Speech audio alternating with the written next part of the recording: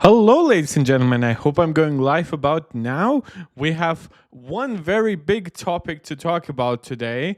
It's kind of political, kind of not, and it has been kind of brewing over the last couple of years and finally came to some sort of conclusion. I'll get, of course, into the details later on. We have a couple of smaller, somewhat auxiliary topics to the main one, but I'll still try to do them justice because by themselves they aren't actually that small. And of course, as always, I apologize for the somewhat irregular streaming schedule. Appreciate each and every one of you who still finds the videos, be it live or later on.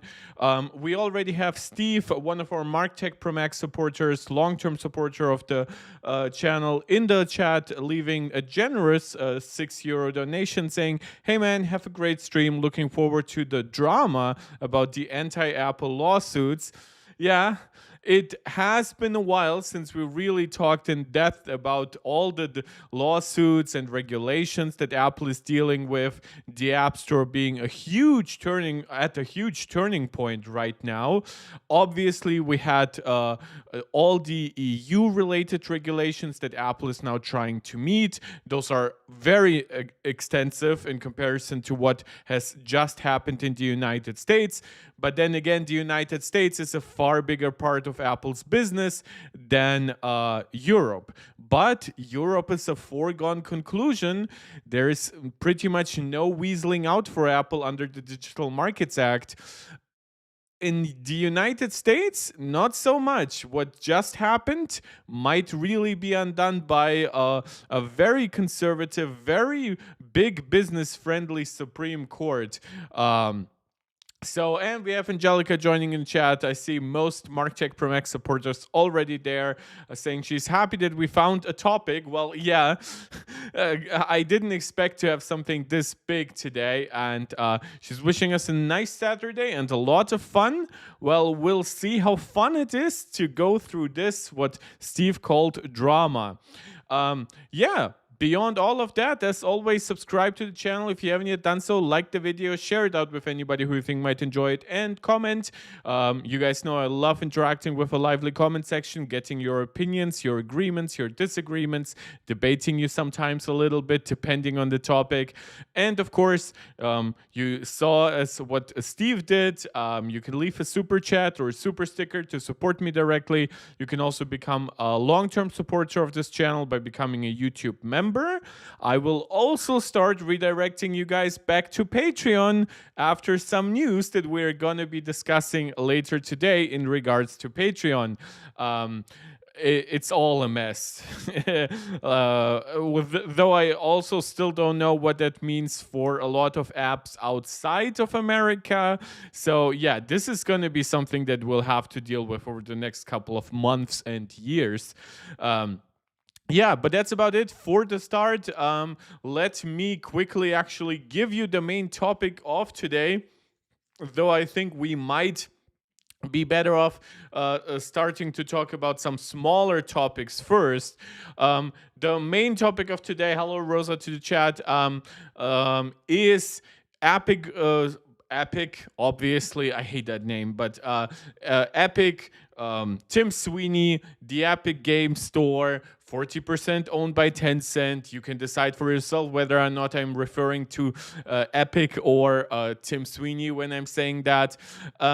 This is a long time coming. Obviously, I will not regurgitate the entire conflict between Apple and Epic, but as you guys know, Fortnite was a pretty big app on the App Store. It obviously is still a big game on PC and on consoles.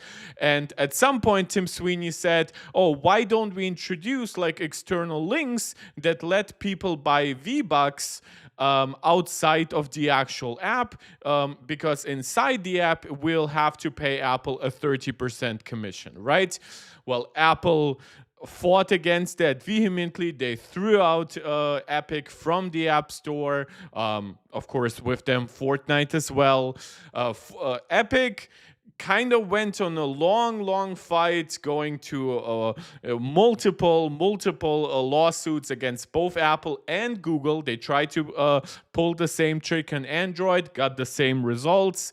And basically now, after some initial wins and after it really looked like Apple might dominate Epic in terms of like all those lawsuits and problems, well, now they pretty much lost, at least when it comes to the most important topic and one of their most important regions. So Epic Games wins major victory as Apple is ordered to comply with App Store anti-steering injunction. That means that Apple now has to comply with a few rules that all universally benefit Epic. You can also argue third-party developers in general. If you believe that they will result in lower prices, you can also believe they benefit the consumer. I'm not so sure about that. However, you guys know I've been plenty critical of the regulations in the European Union against Apple. I have to say, in a way, I think this is way better done than what has been done in the European Union. While I do see this being a challenge to Apple and to their finances, I have always told you my primary care, my primary focus is you guys, is us as consumers. I don't care if Apple makes 10%, 20, even 50% less money. I don't care if Apple has to rewrite some App Store guidelines. With the European regulations, I had a big problem that Apple had to essentially go in and change the operating system in some ways from the ground up when it comes to the security mechanisms and stuff like that, because I knew that that shit would take away resources from the development that I actually care about. So again, this is a very nuanced conversation. I'm very glad to have any of you here to join, to agree or to disagree. If you expect this to be an Apple sheep rant, somebody who will just say, oh, Apple was wronged, Apple is entitled to a portion of App Store revenue or whatever, you will have zero success today. Not because I won't be making some of those arguments. You can hate those arguments, you can love them however you choose to, but those arguments will not be my focus. With the European Union, I actually thought that we as consumers were getting wronged. Here with Apple and Epic, I'm not happy that Epic won because I really dislike the company. I really dislike Tim Sweeney, but I'm not sad for Apple. Benveni joined the chat. Is Fortnite back on Android as well? I believe through the Epic Game Store app, right? And I mean, in the European Union, for example, I believe it is back because you can like sideload. But whether or not things changed because of the lawsuit specifically, I'm not sure. Plus, I cannot speak for America. I can do research on America, but yeah. Also, of course, on Android is a slightly different topic than on iOS, because while there are now third-party stores on iOS, especially in the European Union, you can put things on Android without going through the Google Play Store. So it's a slightly different discussion. In that regard, Google has always been in some ways better and in other ways worse than Apple, because Google claims to be so open, while Apple has always claimed, no, our system is closed, our system is curated, our system is designed to partially benefit us, but through our control, through our quality gatekeeping, also our consumers.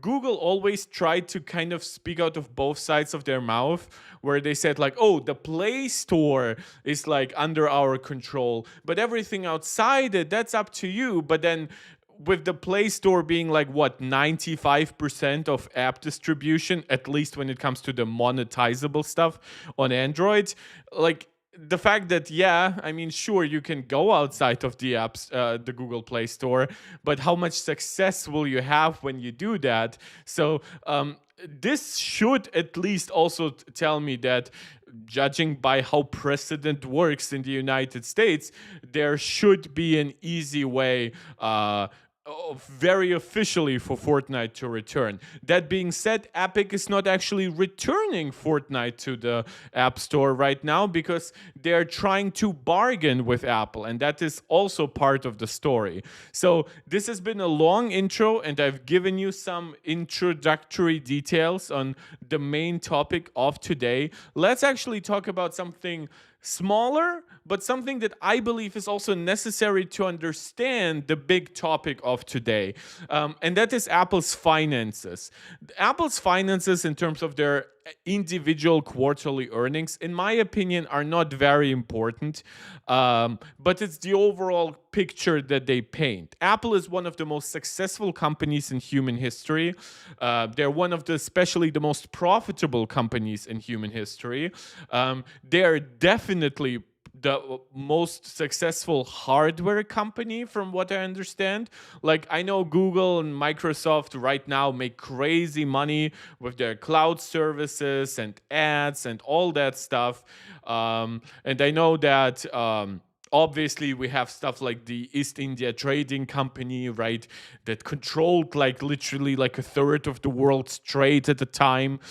That's different from what Apple is doing. I also wouldn't really look at those historic entities as companies in the same way I do in Apple or Google or Microsoft.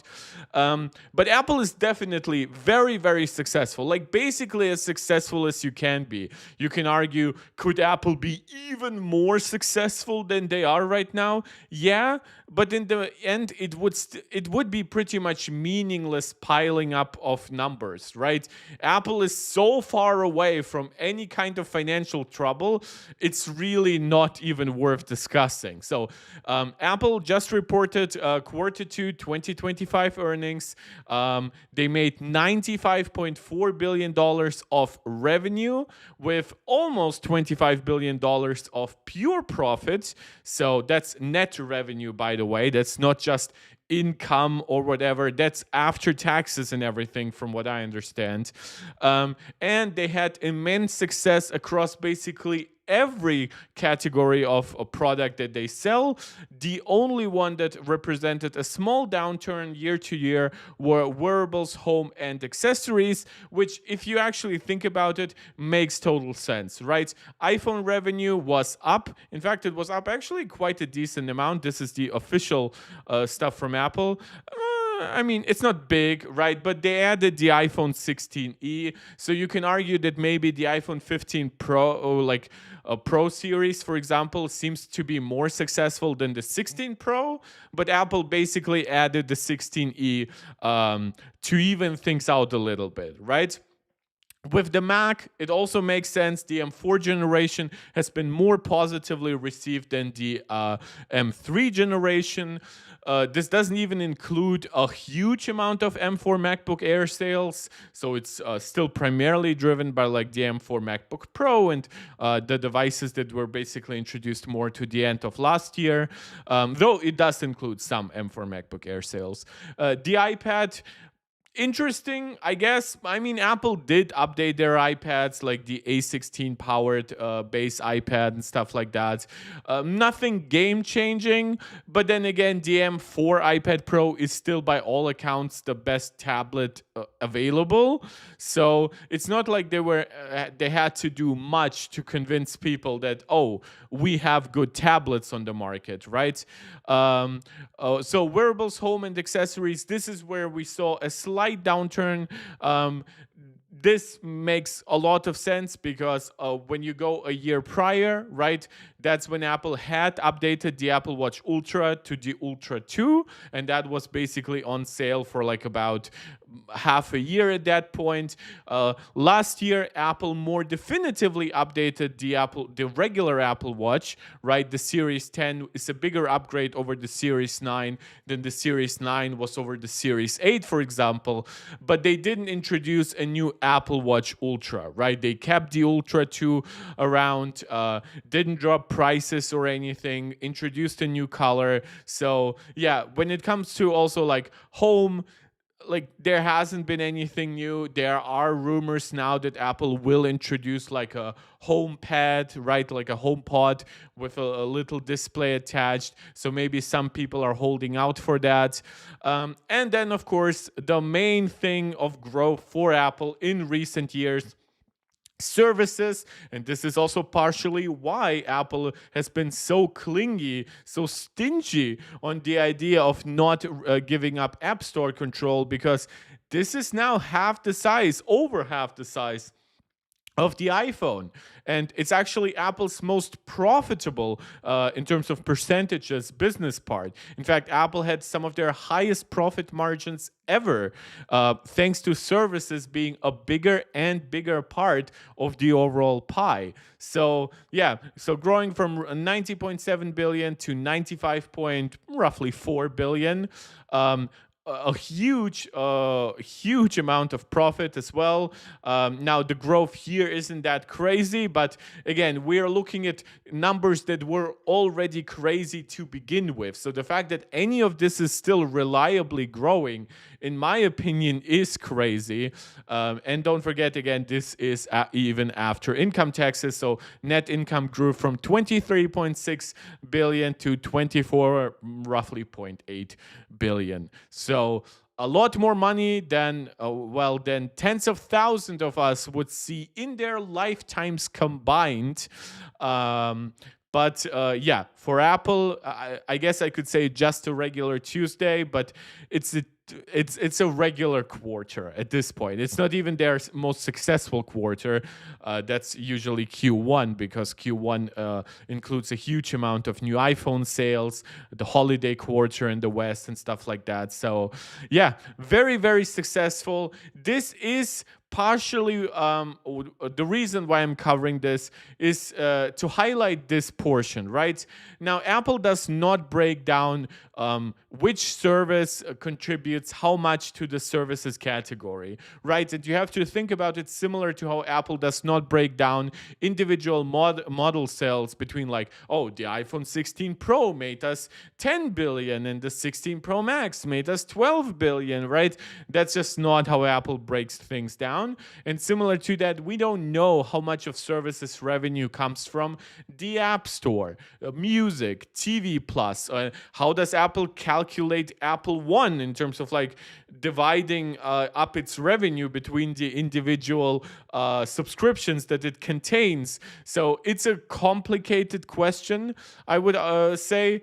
But it's out of the question that a big part of this is the App Store, and especially a big part of the huge profitability. Like services regularly hit 70-80% profit margins in comparison to hardware being usually around 30, 35, sometimes 40. Obviously, some hardware like accessories might have even higher margins than that. But it's really services, it's really software where Apple just like cannot stop printing money, right? So the question is, well, what would a new, how could this be hit really hard by changes to the App Store? Well, we have talked time and time again how Apple collects roughly a 30% commission from App Store sales. That includes subscriptions. There are a few exceptions. If you make less than 1 million a year, you pay a lower subscription. If your subscription lasts for over a year, then the percentage also drops. There are some categories of apps that are excluded from having to pay a commission. So there are exceptions, but let's roughly take the 30%, right?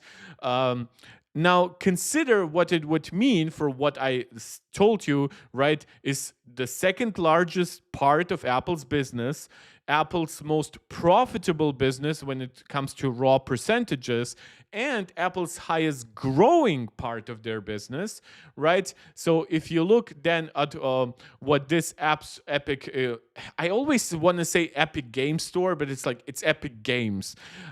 So what could this Epic Games victory mean? Well, it could considerably cut into the 30% commission that they collect. So the ruling is effective immediately from this victory, and here are the terms that Apple must adhere to. Number one, imposing any commission or any fee on purchases that consumers make outside an app, and as a consequence thereof, no reason exists to audit, monitor, track, or require developers to report purchases or any other activity that consumers make outside an app. That in a way was always possible, but it was highly manual, right? If there was, for example, an in-game currency, right, you could go to another website and let's say for Fortnite specifically, and you could buy those V-Bucks. Now, Epic was actually not very consumer friendly in that regard, because those V-Bucks would not always transfer between each platform. So you had technically different V-Bucks between like what you buy on PlayStation versus what you buy on the App Store. But for some, it was possible. And so you could go outside of Apple, but this is something that most people simply wouldn't do, because the convenience of doing it right in the app and just thinking about doing it outside, just it didn't resonate with people. And that convenience factor is a huge thing on why Apple is able to collect so much of their 30% commission. But it's not just the fact that people wouldn't think about it themselves. Apple actually forbade to put links to external website where people then could buy in-app purchases, in-app currencies, stuff like that. So this is also now being rescinded. Apple is no longer allowed to restrict or condition developer style, language, formatting, quantity flow, or placement of links for purchases outside an app. This is very, very important. I would argue this is the most important part. Obviously, it's good that Apple cannot monetize that external link, which is something that I believe when they lost a similar lawsuit in Japan, right? Basically, the question was, well, how much of that external link can we still monetize? And Apple was arguing that it should be up to 27%. And this is basically now saying, well, for one, apps are allowed to put in such links, right? But then you cannot monitor, track them, or require developers to report purchases, which obviously, if you don't require them to report purchases, you also cannot monetize them. Apple is no longer allowed to do the following: prohibiting or limiting the use of buttons or other calls to action, or otherwise conditioning the content style, language, formatting, flow, or placement of these devices for purchases outside an app. So if you're linked to an outside website, your Apple has no say on how this website is designed or what it says, right? If in theory they wanted to say, we are happy you're here, thank you for like shitting on Apple, right, and going outside of their App Store commission, they would now be allowed to do so. Previously, even if you were allowed to do a link, an external link, you wouldn't be able to like openly shit on Apple, for example. Excluding certain categories of apps and developers for obtaining link access. So this makes it a universal thing, which games are kind of the most important thing here. But when you think, for example, about apps like music subscription services, Netflix, right, all of those services that love their reoccurring revenue and they love getting access to Apple's big installer base, but they really don't want to share their revenue with Apple. So if there were apps that were previously allowed while others might have been previously prohibited, this is now a universal rule, be it a gaming app, productivity app, some kind of content subscription app, even services like Patreon, which are, of course, focused on donations from content viewers to content creators, which, guys, you can also go to my Patreon. So yeah, this is a very universal thing. This is a very thorough ruling by all accounts. Interfering with consumers' choice to proceed in or out of an app by using anything other than neutral message, apprising users that they are going to a third-party site. Apple cannot, for example, give you a big banner, you're leaving the app, you might be subject to like exploitation, your financial data might be stolen. We are not, like, Apple can basically say something neutral, like, we are not responsible for what happens there, right? Which I guess would be neutral, though still kind of has like a negative connotation. But yeah, Apple is basically not allowed to fearmonger here with consumers and tell them, oh, you're fucked if you go outside of our app. And Apple is no longer allowed in restricting a developer's use of dynamic links that bring consumers to a specific product page in a logged-in state rather than to a statically defined page. So this is important because this is where the convenience factor becomes a thing again, right? On the whenever you download an app from the App Store and you want to buy something in that app that is an official in-app purchase that is legitimized through Apple, it basically happens pretty automatically, right? Look, sometimes you will need still an account with that company, but the payment is like super duper fast and convenient. Now, the way Apple would make buying on a website inconvenient is by at least forcing you to re-log in anytime you're led from outside from the app to the external link. But now that is no longer possible. If your login data exists in Safari, right, you would be logged in here. The way that, for example, my Bloomberg web app here, right, I can close it, right? But the second I click on it again, let's actually quit it and let's open it. And you will find that it automatically relogs me in. So that kind of convenience factor is supposed to be given with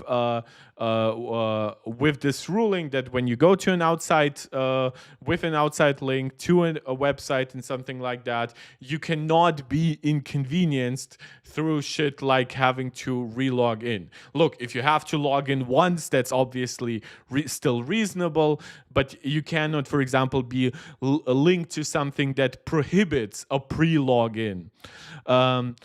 User details or the information that refers to the users intending to make a purchase. So this is also a big convenience factor. Like, this could literally link you to like the specific amount of V-Bucks, for example, that you were searching for, right? And instead of clicking like buy directly with the App Store commission included, right? That now means you could be linked exactly to like the 10 V-Bucks that you were clicking on, not just to a broad overview page, but it's like, oh, you're this and that user and you clicked on that button. Basically, you can now pay basically instantaneously. So it's a huge, huge ruling. Of course, Apple will appeal it, and they've announced as such, but they are complying with this. So this is something that I've tried to tell people time and time again. This has come up, for example, when we talk about countries like China and Russia and laws involving VPNs and privacy and what kind of news sources are distributed, right? And I have told people time and time again that I don't like the idea of private companies superseding any form of government when it comes to rules and regulations. This is why, despite me being plenty critical of the Digital Markets Act in the European Union, I have said I don't want Apple to subvert it in any way. And in fact, I've covered it that way when Apple was recently issued a $500 million fine regarding to their behavior regarding the Digital Markets Act, right?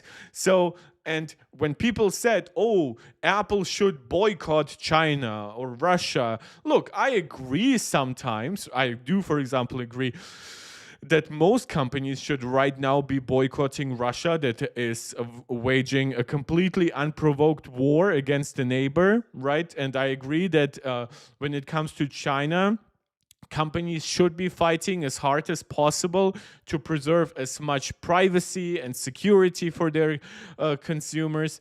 But I never agreed with the idea that you should just do the opposite of what the local rules and regulations are.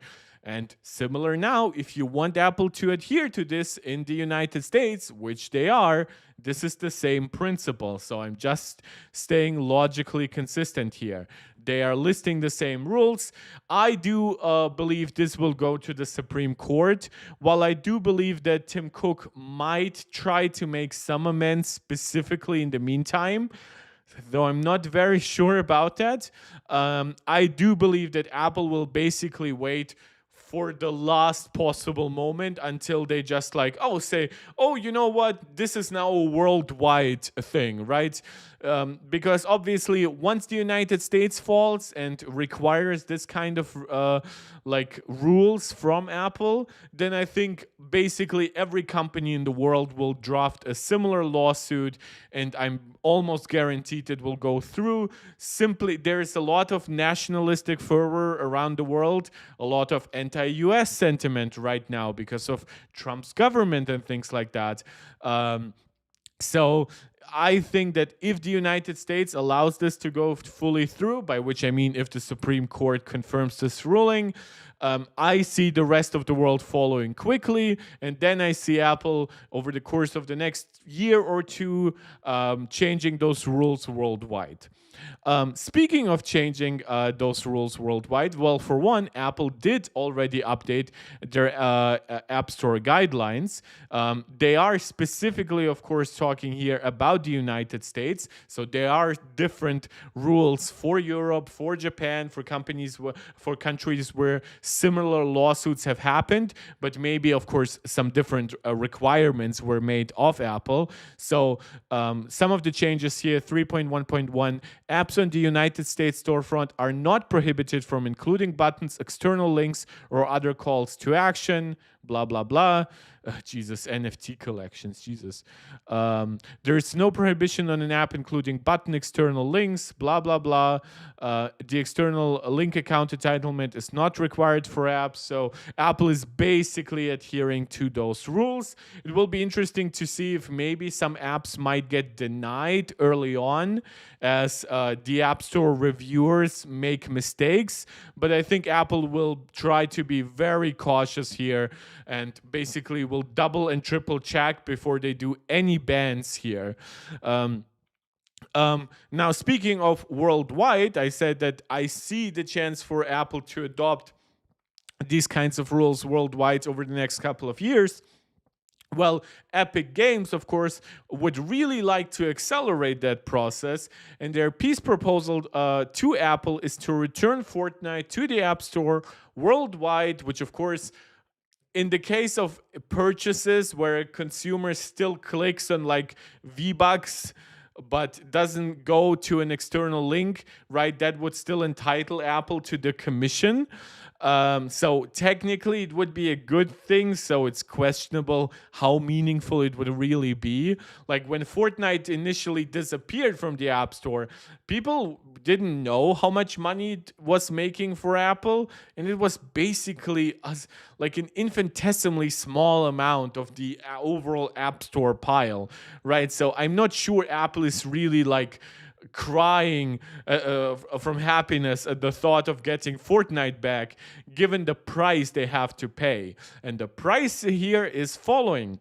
If Apple extends the court's friction-free Apple tax, which I find is always funny, they always call it the Apple tax. If you know me, I always refer to it as what it is, which is a commission you pay for being on the App Store.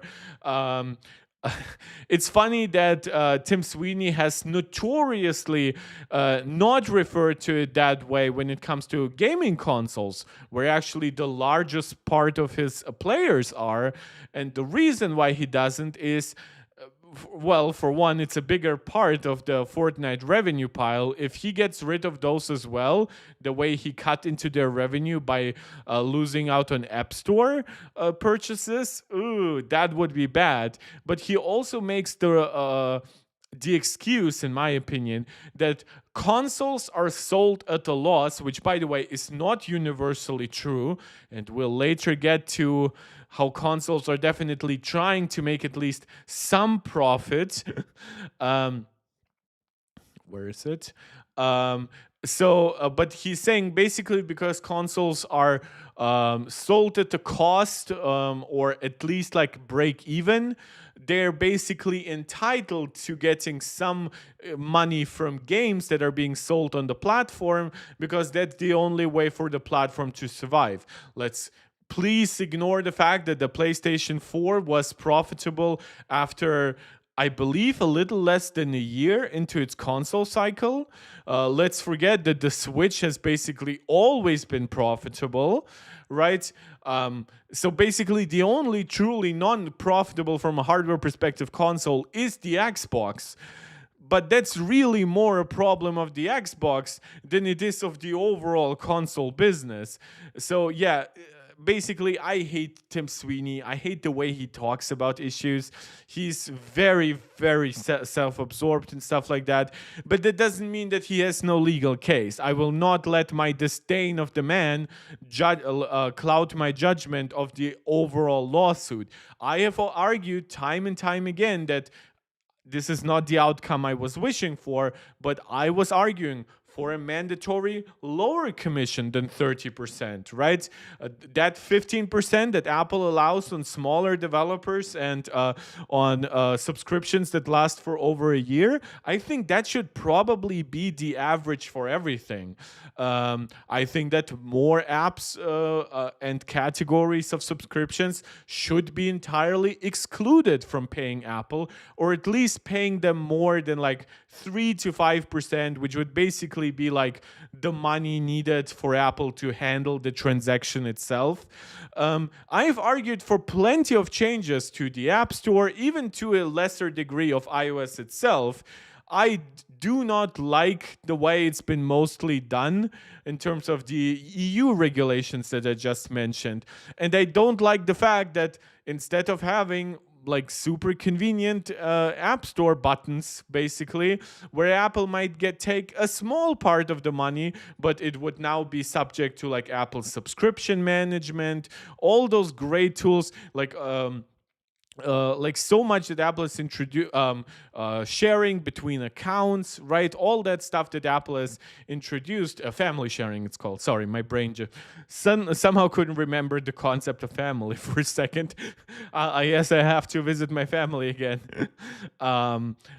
So yeah, again, I'll try to ignore my dislike of Tim Sweeney, but basically he's suggesting do what you're now doing in the US worldwide, and will return Fortnite to the App Store worldwide and drop current and future litigation on the topic. So they're basically saying we will not argue for full-on site loading or even third-party app stores on iOS, the way that, for example, what we got in the European Union, but they will basically be content with what they have negotiated, I guess, or litigated through the courts, and accepted as the status quo for years and years to come. I doubt that Apple will be adhering to that, since there will be also fighting this, and in my opinion, all the way up to the Supreme Court. But that's basically where the lawsuit stands right now. I promise you that Epic Games is not fully confident in their win here. I think that what they're offering Apple here is not generous, but it's also decent. So there is an amount here where they're like, oh my God, if this could end all lawsuits, which by the way still cost them money and everything, we might just be better off like offering Apple this and not trying to take everything, right? By, for example, the actual aspiration that Epic Games has is not just to make Fortnite basically immune to what they call the Apple tax, but they also would want to offer their own Epic Game Store on iOS. However, after years of losing money with EGS on Windows, and after little to no success of EGS on iOS in the European Union, I think they're slowly realizing, you know what? As long as we can have Fortnite while it's still a thing, maybe that's better for us, right? They do have their other money making businesses, of course, like the Unreal Engine, but that's a completely different discussion here. Unreal Engine games still are, of course, permitted to come to the App Store, regardless of how bad the relationship between Epic and Apple might be. Yeah. And obviously, those are just some quick fire details about this lawsuit. So Epic Games is now setting up web shops for its developers to use to offer users out of app purchases. So this is interesting. I actually haven't known that term, but yeah, makes sense. If something previously was an in-app purchase, now it's an out-of-app purchase. So basically, they're trying to facilitate. More and more developers trying to leave the Apple Commission behind. And what they're doing here is the Epic Game Store will charge developers a 0% fee for the first 1 million in revenue to collect per app per year. And after that, developers will need to pay Epic a 12% cut. Okay, I guess. I mean, I fully understand handling those transaction fees legitimately will cost Epic some money.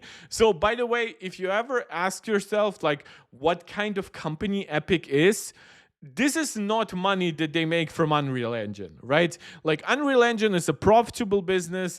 Fortnite is a profitable business, but they're losing a lot of money on the Epic Game Store on PC, have made very little success with their little schemes to bring other app stores to the European Union on iOS. They have not really broken through on Android, which is an open platform where it should be way easier. So this kind of fuck it money, this money that they exist just to burn, including the way the Epic Game Store operates on PC, that comes from their big daddy Tencent in that regard, right?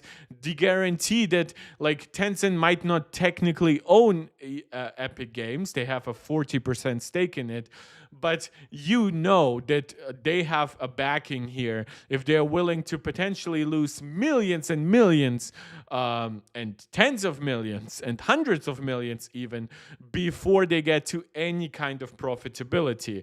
I honestly wonder what the argument is for a 12% cut. That honestly sounds insane because look, I know that there will be transaction fees that need to be covered, but really, for a company that has contributed nothing to iOS as a platform, not to the development tools, and don't forget, we are still talking about apps that are being housed on the App Store, so Apple is having to create all the server infrastructure for the downloads to happen. Apple has to make sure that user privacy and security is maintained, and here comes this middleman, and not even offering, I know that there are arguments that I've seen arguments that between 6 and 9% might be needed to cover the transaction fees. So I guess the argument is, let's say it's a little higher than that. Let's say it's actually 9%. So they're trying to make a small profit out of it. But my question to that really would be, in a moral sense, right? Do you really think Epic at that point is entitled to 12%? After I would kind of get it for games that are made in the Unreal Engine, right? Because at least you're using some Epic tech. But really? You're injecting yourself with a commission rate that isn't even that much lower than Apple's lowered 15%? Jesus. And yeah, of course, they're also trying to build consumer loyalty out of it by things like Apple. Epic Games also says that players that spend in Epic web shops will be able to accrue 5% Epic rewards on all purchases. So this is, guys, this is gonna feed them money. This is gonna feed them data. So if you ever thought that they're just trying to make it so that companies can like leave Apple behind, that's not true. Most companies that are of somewhat decent size can get far better deal than having to pay a 12% cut. What they're trying to do here is basically lure in smaller developers and some others potentially who might be very interested in just fucking over Apple. But like basically they're saying, oh, if you start out as a small developer, we're gonna collect only 12% after 1 million, which I mean that's Apple's argument too, right? They collect 15% from developers who make under 1 million.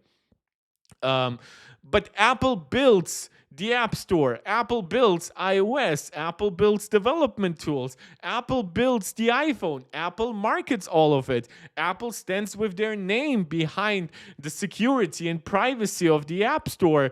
You can argue how successful any of that is, but to give it to Epic instead of Apple, that is where my moral, like, this is all money. This is all late stage capitalism, I would argue. This is all problematic no matter who collects it, but I would infinitely prefer to give Apple a 30% cut than a 12% cut to Epic. And I know the actual argument is like, oh, it's the developers giving that percentage, but that is based on you using that external link, like, so it's still up to you to decide, right? Because in the end somebody gets a cut. Now there will be of course, big developers and big services, they don't need Epic to like become a middle manager of their finances. And Spotify is one such company. Spotify, I believe it has already been approved. So this was 2 days ago. But Spotify submitted an iOS app update that included out-of-app purchases. And they're basically arguing that that now you can see the difference in price and things like that. Now you can choose more better between like a free and a premium plan. So they're basically trying to say it's pro-consumer. And to be honest, it's already the case that the majority of Spotify and Netflix users, they already subscribe through their webpage, right? So I don't think this will be a huge shift in their finances necessarily, but it will like mark a very notable like shift in what companies expect it to be possible, right? The other example being Patreon. This one is actually one I fully agree with. And no, it's not because it will help me collect money from Patreon subscribers. The reason why I think it is because the nature of the Patreon business, it's a very low profit margin business. If Apple were to make a commission on Patreon money, then in my opinion, it should come from the 10% that Patreon collects from all donations. It should not come from the 100% that Patreon collects, right? In terms of like, let's say you're giving like $5 to a content creator, right? So then 450 go to him or her. Or they, them, however you want to see it. And then 50 cents go to Patreon. In my opinion, it would be totally valid for the actual transaction fee and stuff like that for Apple to ask a 15% commission. Again, I'm against the 30% commission from those 10%. But if Apple asks like 30 or even 15% of the entire transaction, right? Not just the part that would go to Patreon.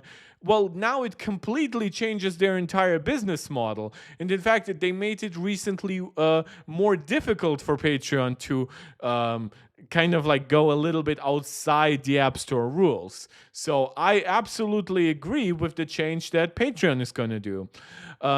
This is the way they worded it. This is a huge moment for creators and their businesses. The iOS app is the number one platform for fan engagement on Patreon. So, by the way, if you wonder why Apple was able to get away with asking for like a commission, even sometimes a really high one, it's because they actually built a platform that is unmatched in user engagement. The amount of revenue that flows in from mobile app purchases, subscriptions, it dwarfs consoles, PC, TVs, and stuff like that. So, sure, you can argue, well, now it's become so big. It's kind of like the old railroad monopolies, right? Should just because you maybe created some tech or bought some land initially, should you be allowed to perpetually exploit those advantages so nobody else but you can build railroad, or any new railroad that is built would have to give some money to you, right? This is the argument that is being made. And again, I am against the 30%, and I'm glad that on average, that means Apple will make a lot less than 30. But I kind of wish it happened a different way. I wish Apple would have accepted a 15, maybe 12, 20% commission on average, with more exceptions. And now all of this and made more like was not as restrictive when it comes to the kind of apps that could go on the App Store. We talked that when like game streaming services were initially prohibited on the App Store. So Apple absolutely is to blame for the situation escalating as far as it did. But just as I showed you here, I don't think that the people that are gonna replace Apple's money bag here are gonna be that much better. But of course, if you yourself you do this to primarily say, you know what, this might make the cost for me lower. That's definitionally pro-consumer in my eyes. So do that. If you feel like you don't need your subscriptions to be managed by the App Store, something that I prefer, and I'm happy to pay a little bit more because I found that canceling certain subscriptions is an absolute nightmare without the rules that Apple imposes on developers.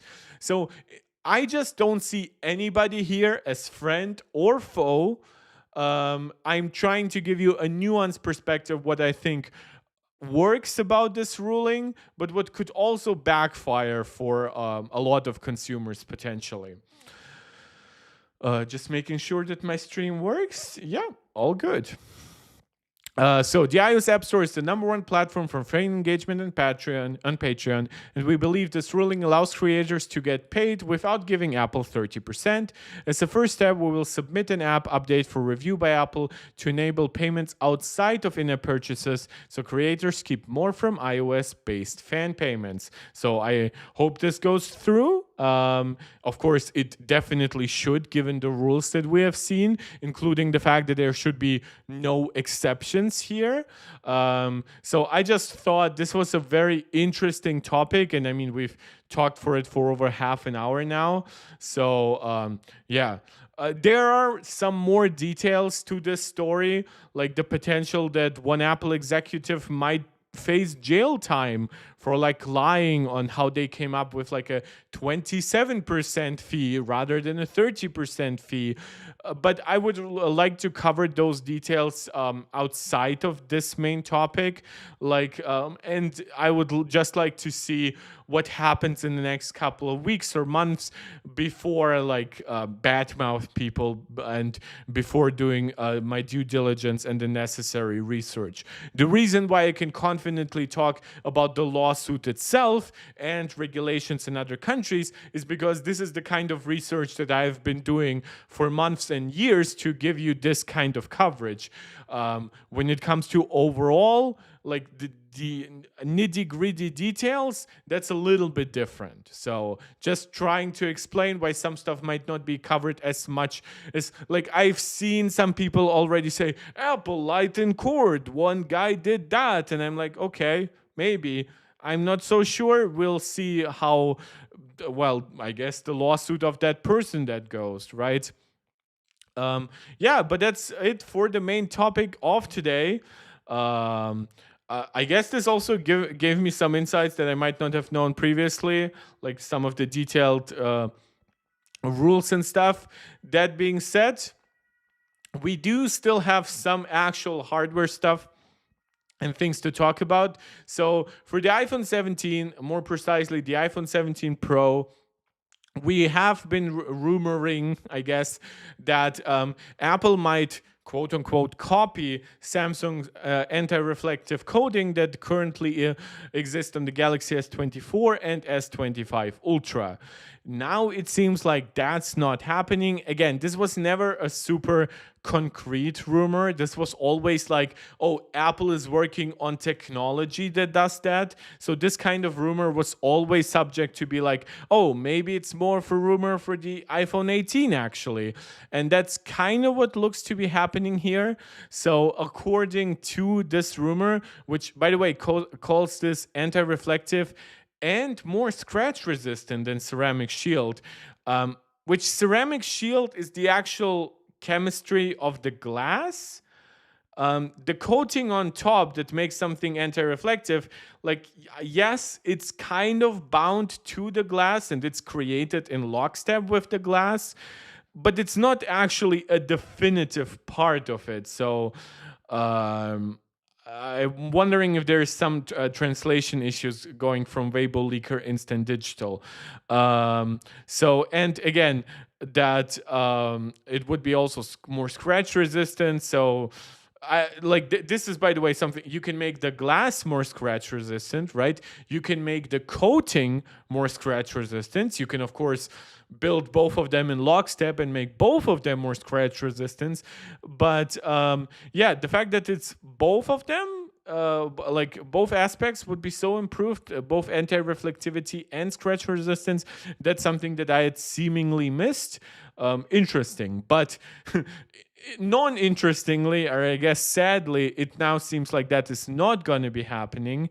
So Apple, according to this, plan to use the anti-reflective coating for the higher-end 17 Pro and 17 Pro Max, but now it seems that it's no longer rumored for the iPhone 17 series because the process of creating this coating or adding it to the glass was too slow. Of course, Apple sells tens of millions of devices.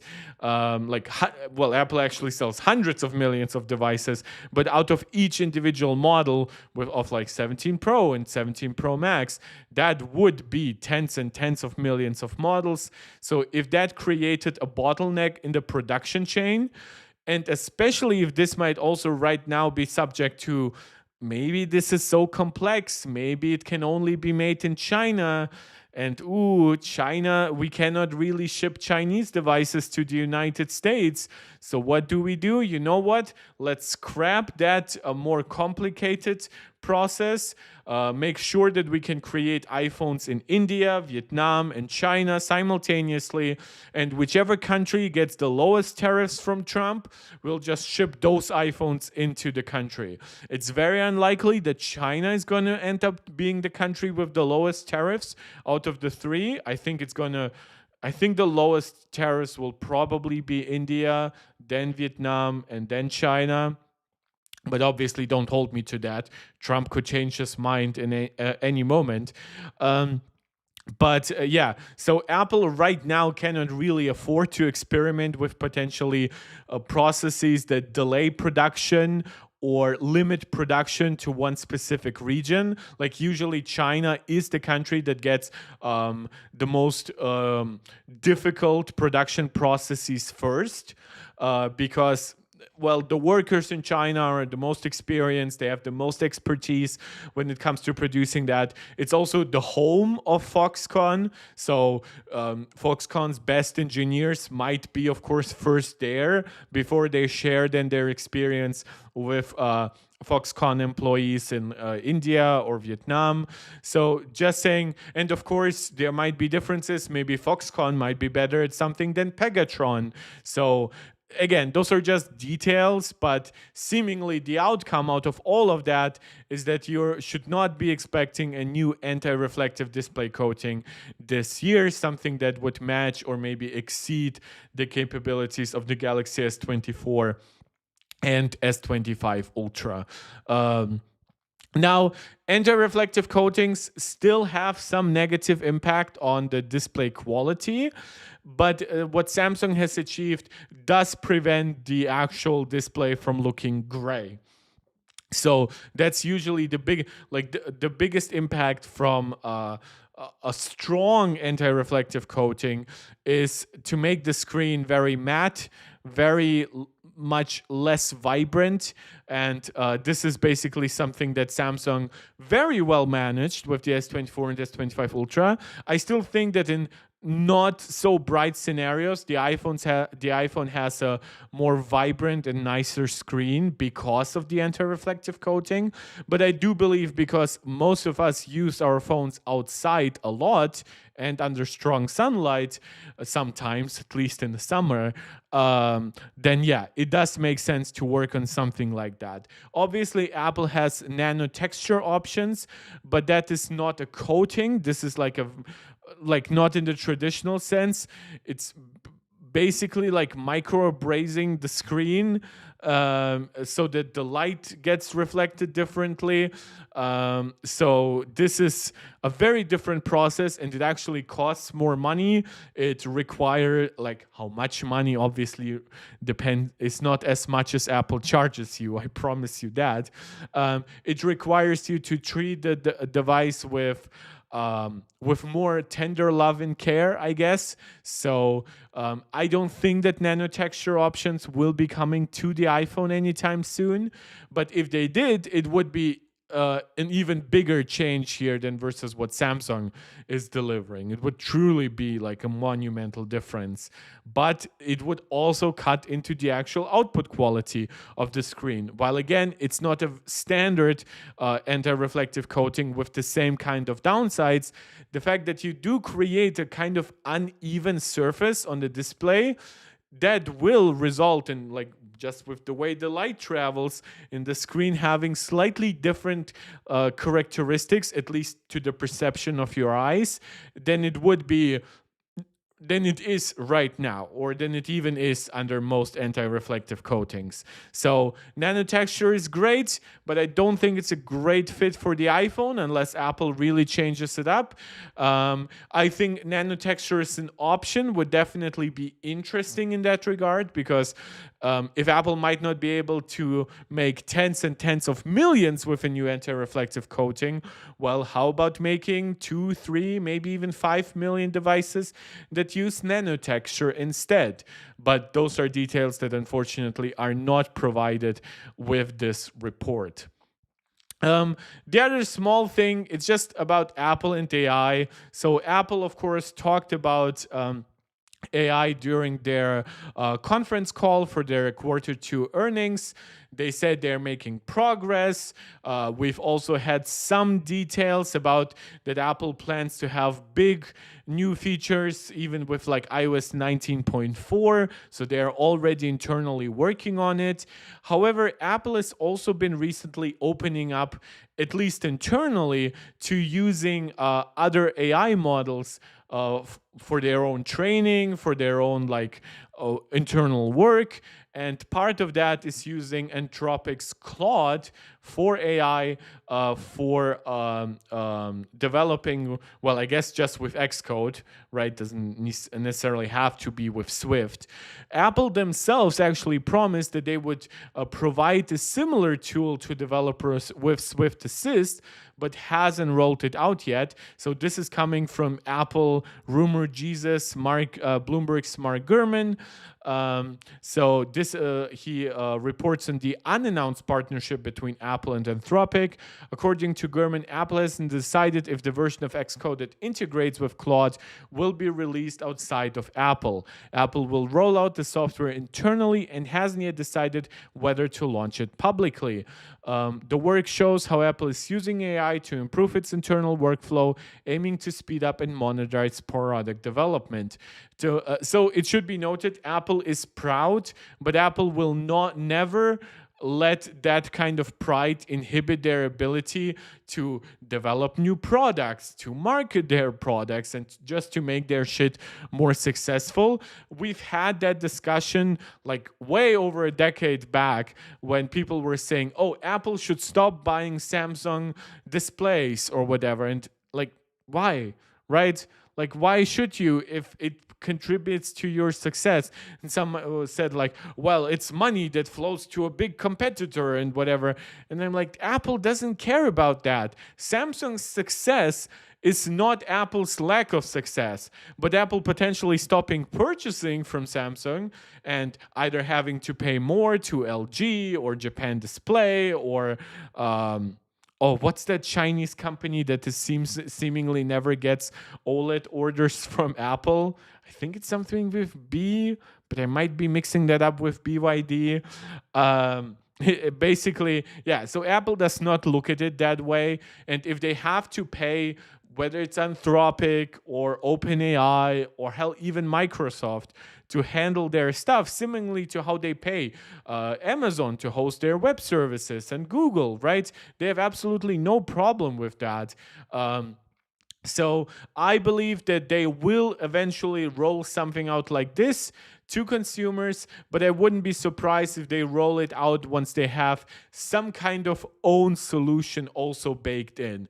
Maybe their own solution would basically be a very basic proofreading tool, and maybe it's more even optimized for Swift rather than like C++ and whatever. But then Apple creates an API, and suddenly Xcode can communicate with Claude or with ChatGPT or Google Gemini, right? So and Apple could also make like small exclusivity deals, I guess, the way it's currently with ChatGPT. But I believe it's already confirmed that other AI models like Google Gemini will be allowed once like iOS 19 or maybe some subsequent version of it rolls out. So Apple, I don't even think it would really work with regulators if Apple said, you know, our AI stuff is Siri and then it's ChatGPT. I think Apple's best argument for all like regulatory pressure right now is to say, look, we want to have a cohesive system, right? So our main tools are like the Photos app for like managing the photos you take, Safari for managing web content, right?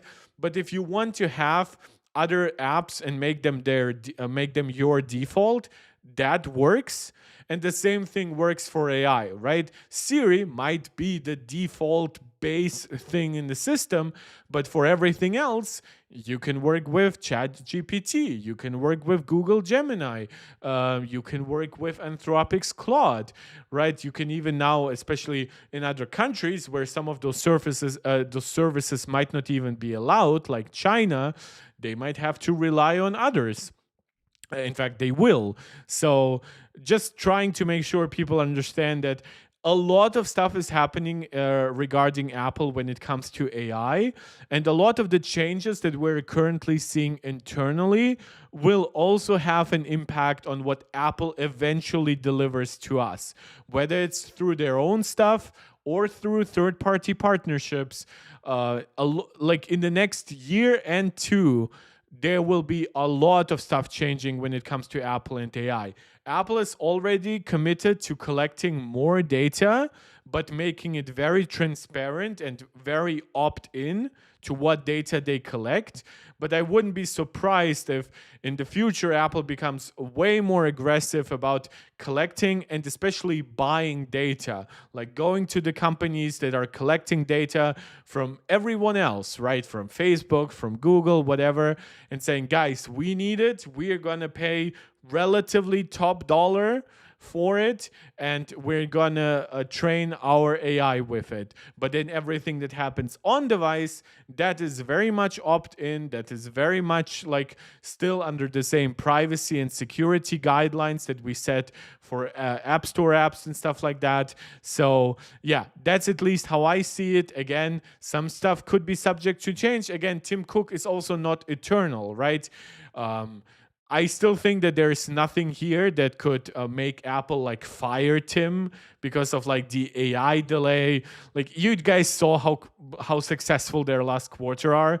Also, he seems to be really good at managing Trump, which is very, very important right now. He basically got Apple and a lot of other electronics exempted from Trump's tariffs.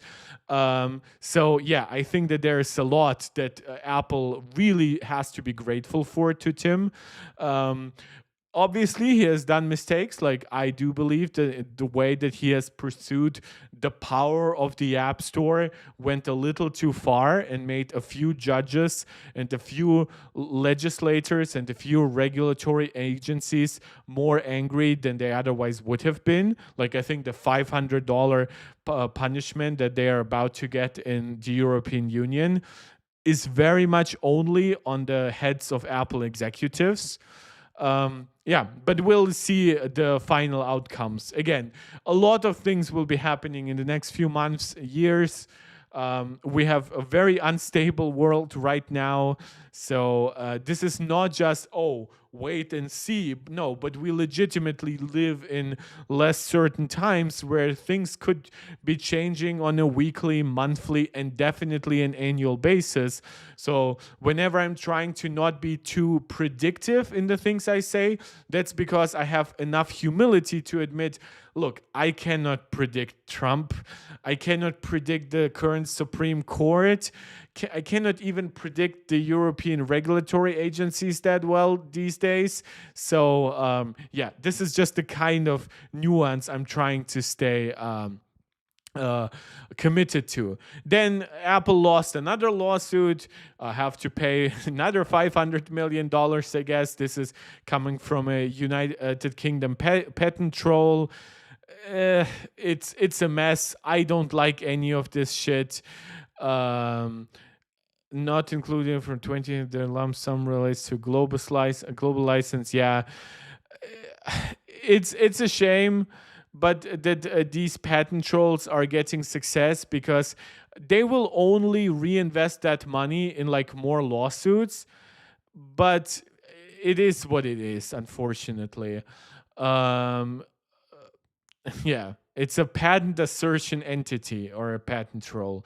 It's basically companies that buy up patents that, like, most of the world doesn't even fully, like, understand those patents because they're so far away from ever being implemented in like by a real company that like even if you find that patent, because obviously patents are public, right, you wouldn't really be able to see like, oh, is that patent really something I'm currently infringing? Because maybe it's something so basic that you don't even understand if this is like a sincerely held patent at this point, or maybe it's something so specific that you're like, well, mine is like notably different because the entire basis of my product is different, so I'm not sure if this could apply.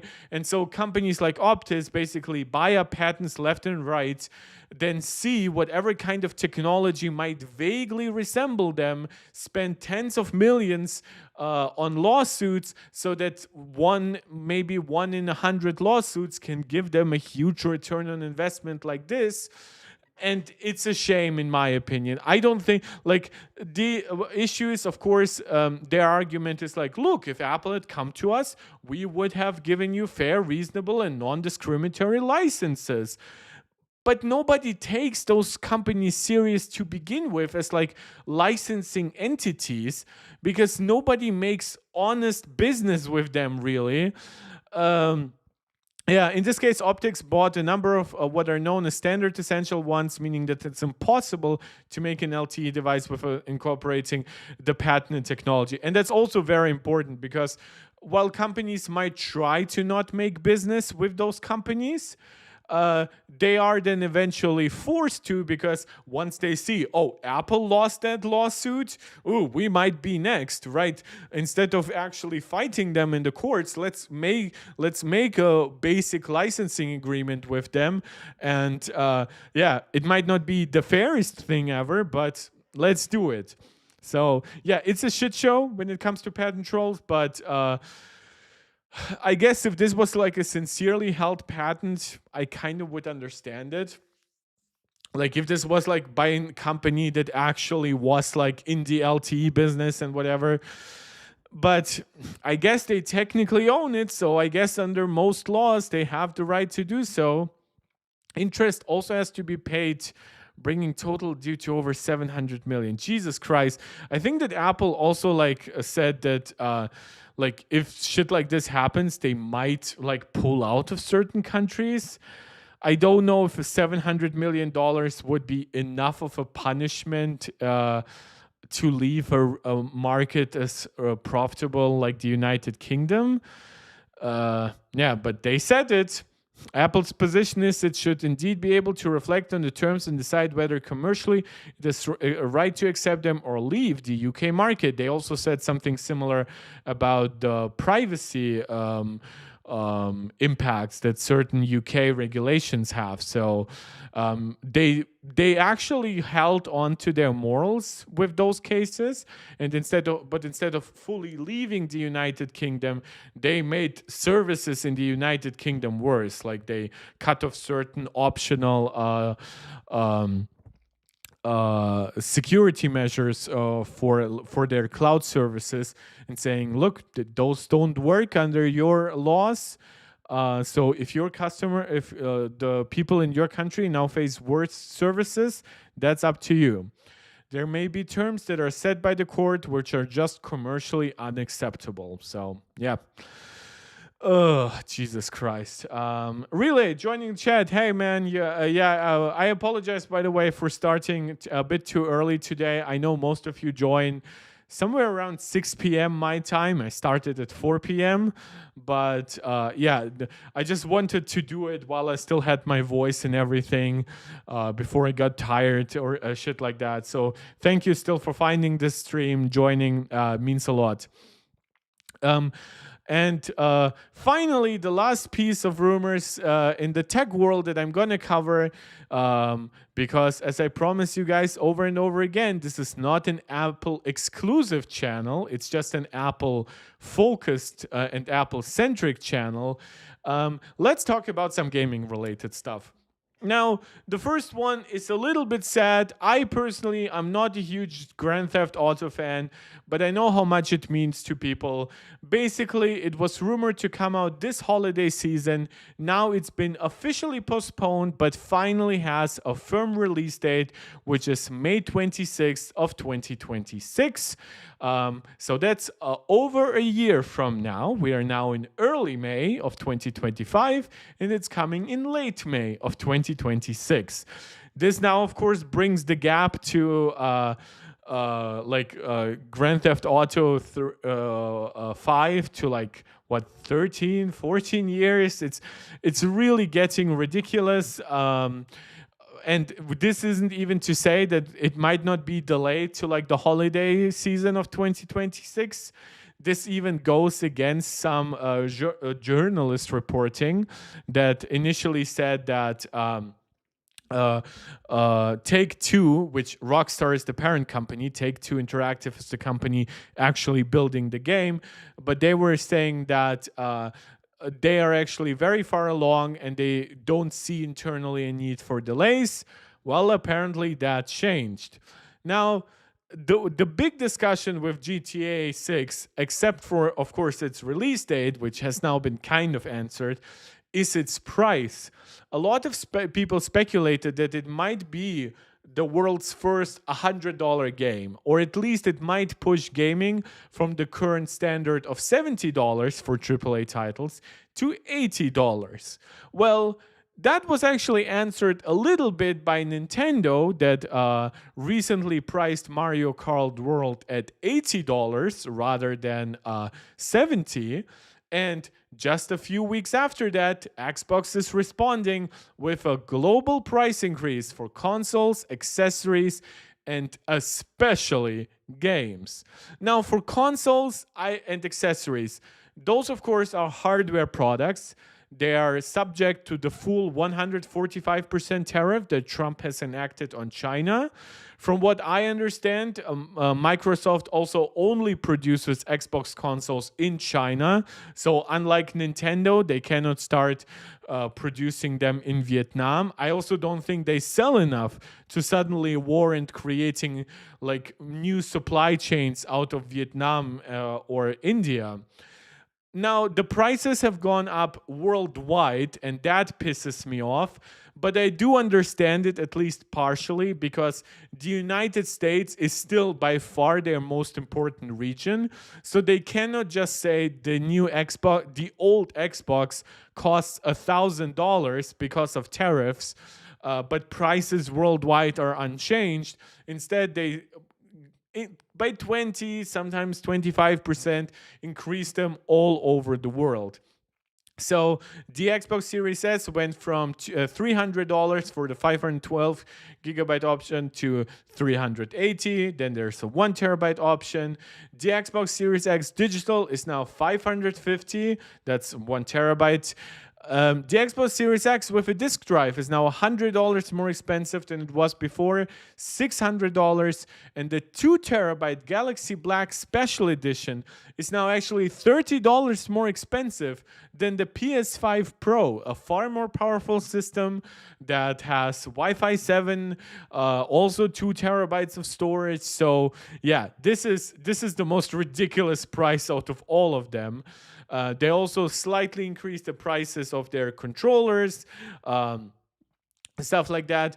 Of course, unfortunately, that also meant price increases in regions like Europe. Very similar amount, very similar percentage changes. But then the main story, of course, is games. Do they have a list for that? Basically, they said that by the holiday season, expect $80 later in the year. And they will be priced on a scale to reflect their scope, as is the case today. Smaller games could still come out in at $50 or less, while big AAA, big budget titles like Call of Duty will be. In fact, for the end of this year, I actually cannot think of a single Microsoft game that's about to come out that would be $80 other than Call of Duty. Like, I guess for next year, Fable could be the next $80 game, but then that really cuts into potential sales. Like, look, Call of Duty is one thing. For one, Call of Duty is also inside Game Pass. Call of Duty on PlayStation sells on discs, which results in games very quickly dropping in price if you're willing to like buy a used copy. But like, man, for games like Fable that might not even see necessarily a physical release, and for now we also don't even have like a PlayStation release date, damn, this is gonna be like really tough to swallow an $80 price tag. This is bad. We don't know yet if Sony will match that. Right now, this makes Sony prices so much lower. I know Sony recently had to like increase prices. I'm not saying they really had to, but they did. Like, for example, the digital version went up in price in Europe, but then they also dropped the price of the disk accessory, of the disk drive accessory, right? So it's a slightly more complicated situation. Of course, Sony is also impacted by tariffs, but I believe they can produce outside of China, and even then they have imported a lot of PS5s into the United States prior to the tariffs being enacted. So it's going to be interesting to see if they can get away with keeping prices roughly the same. If they have to increase the prices, I would really like a US price increase. Like, I don't think Europe deserves the shit of having to deal with higher prices because Trump is tariffing China. But unfortunately, that's how it could play out because it's a worldwide market, and the US market is a really huge deal. Yeah, it's all a shit show is what I'm trying to say. And I really wanted to bring up this story for one, also to talk about other stuff than just Apple, but also because I wanted to bring this up as an example of like the uncertainty that I mentioned all over the world. It's not just that I disagree with what Trump is doing, but even beyond Trump, there's plenty of stuff that is changing.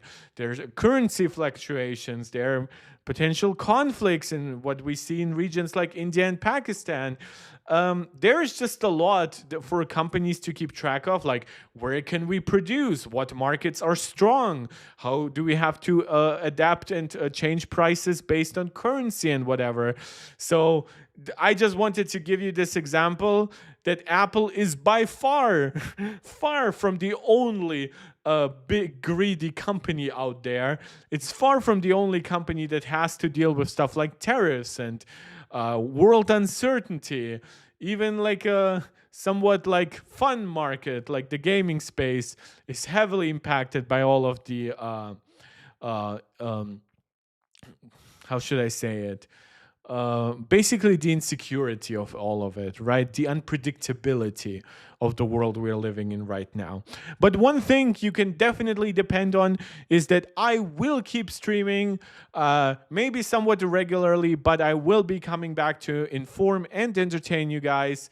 We've been streaming for roughly 1.5 hours. Before I leave you, I would love to remind you to subscribe to the channel if you haven't yet done so. Like this video, share it out with anybody who you think might enjoy it. Comment, don't just comment in the live chat, but also comment, of course, once the video has been uploaded. Whenever you catch me live, you can see still the super chat from Steve in the chat. You can leave a super chat or a super sticker. You can, of course, support me here in the long term by becoming a channel member. Shout out to our MarkTech Pro Max supporters, Angelica, Steve, and Max Maximus. And beyond all of that, I'm just very grateful to have you guys here. I know I'm not the most reliable streamer in the world with my schedule and my schedule day to day and then hour to hour. So I'm very grateful to anybody who finds these chats, who interacts with them, and of course, and this is my last plea, let me know what you would like to see me cover next. That way I can be a better streamer, make these streams even more interesting and or informative to you. Thank you for all of it. I'll see you guys next time. This is Mark Tech, tuning out.